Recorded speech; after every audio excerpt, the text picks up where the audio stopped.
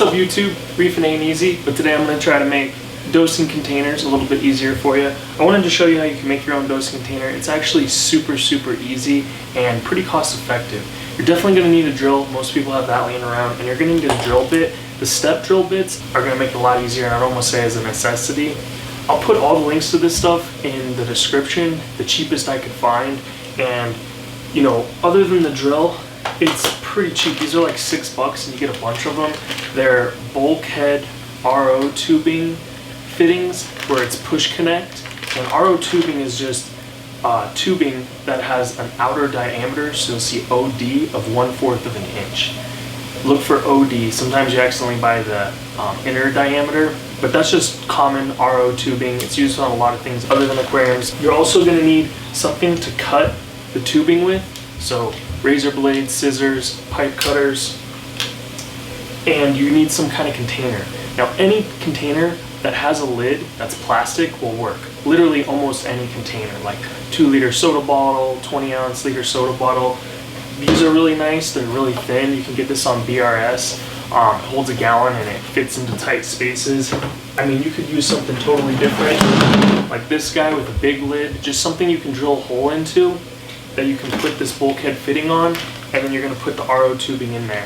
Now, that's all you need. Another optional thing is this rigid tube that's stiff and thick that you can cut. Makes it a little bit nicer, but you actually don't need this. You can just use tubing. You don't actually need it.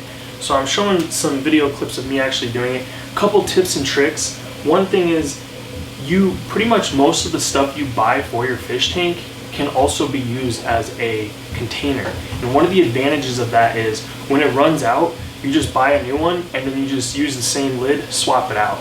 And it's that easy. You don't have to pour it into a new container and be doing things. It's just buy them as you need them, swap them out. Maybe always have one in your inventory, and when that runs out, order a new one. So I'll show you some different dosing containers I have. Now you'll see, you can go expensive, like the one that Neptune makes. It's all decked out and it's super expensive and you have to pour stuff in there. And it's basically just what I'm talking about. It has a push connect fitting right here, bulkhead. It has a rigid tube that goes down to the bottom of this guy. And you know, it's a little fancy, it has some sensors to tell you when it's empty, and it has some lids. But let me show you how else you can do this. You can see I'm using the actual bottles this stuff came in. So this is some Aqua Power. I just drilled a hole in the top, put my RO tubing in it, and it goes down to the bottom. This is some Fisher Hex NO3, some nitrates I dose, and you know, it's a very small lid, but it still works. And then I just buy a new bottle of that, swap it out. I don't have to fill anything up. It's nice. This is just some magnesium. If you want to know more about dosing, I'll definitely be making a video on that. But you can see, you know, I have 2 of the expensive Apex dosers, and then I have this cheap Jabo one. And my kind of philosophy is go expensive if it needs to be accurate, and if it fails, it's going to be catastrophic. But if it doesn't need to be that accurate and it fails, it's not going to be that big of a deal. You can go super cheap. So with these step drills, I like to start with the real small one and then go to a bigger one so I can get as accurate as I can. I don't want to have like too big of a hole. And if you have the right thickness of lid, like if the lid's too thick, it won't work. You can see here on that cap, I was actually able to screw it into the lid, and I didn't even need that bottom part because I made the hole the perfect size. That isn't always easy to do, and if you go too big, it's not a big deal because all you do is you put this on the bottom, screw it in, and you don't actually want it like completely sealed airtight, because what will happen is it'll suck the fluid out of the bottle and it'll create a vacuum.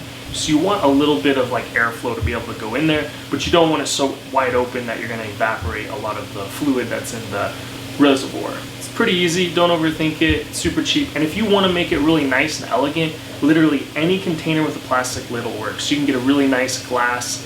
You know, I see they do the Voss bottles, or maybe those jugs they put beer in if you can get them clear, and you can even get them like laser etched and make it super nice. But in the meantime, like I said, you can literally use the bottle that this stuff comes in. But yeah, I hope that helps you out. You don't have to go expensive. Alright, thanks for watching. See you next time.